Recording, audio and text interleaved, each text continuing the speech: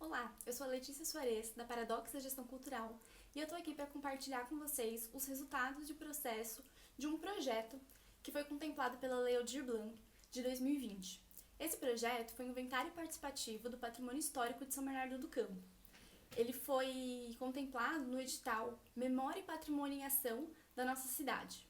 Enquanto resultado desse processo, a gente vai apresentar para vocês 3 vídeos. Esse primeiro, que a gente vai comentar um pouco sobre as nossas escolhas metodológicas e o que é um inventário participativo do patrimônio. O segundo, que a gente vai explicar de fato como se desenvolveu o nosso projeto e quais foram os resultados, porque além desses vídeos, a gente também produziu um mapa e um livreto, no qual estão descritos todos os patrimônios e bens culturais que foram levantados. E no terceiro vídeo, a gente mostra para vocês como mobilizar todo esse conteúdo que foi produzido por nós dentro da sala de aula. O que seria então o inventário participativo? O inventário participativo é um instrumento de identificação e documentação de bens culturais. Essa metodologia de pesquisa foi desenvolvida pelo IFAM.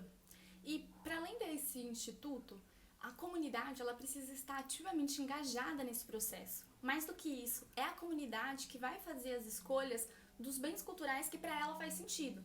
Então, a comunidade ela é protagonista em todas as ações, desde a identificação desses bens culturais, a sua documentação e depois a um possível processo de tombamento. A gente poderia dizer que é por meio desses inventários participativos do patrimônio que a comunidade ela se vê dentro de um tempo presente. Então, o que eu quero dizer com isso? A comunidade vê por meio desse patrimônio a si própria, porque é por meio desses marcos e referências que ela consegue estabelecer a sua própria identidade.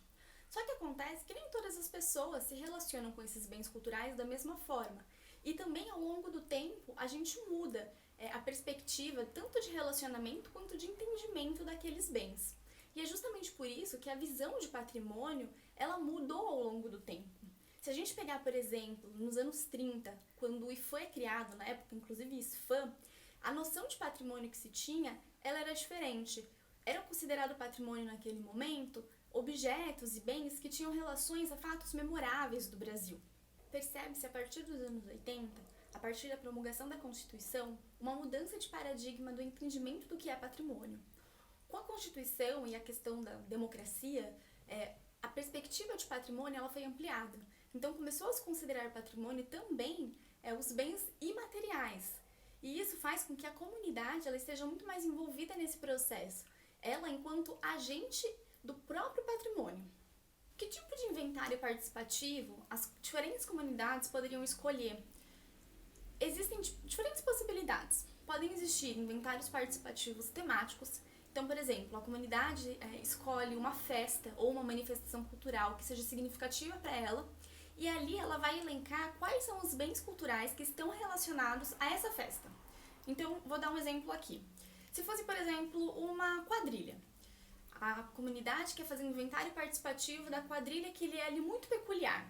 Então a gente poderia pensar nos tipos de roupa, nas cantigas, nas canções e fazer um inventário participativo só com esse recorte. Também existe uma outra possibilidade, que é você delimitar uma área geográfica. Então pensar em inventário participativo a partir de um bairro, ou de uma vila, ou até mesmo de uma cidade. E é justamente esse recorte que a gente escolheu para o nosso inventário. Enquanto objeto de pesquisa, a gente escolheu a cidade de São Bernardo do Campo.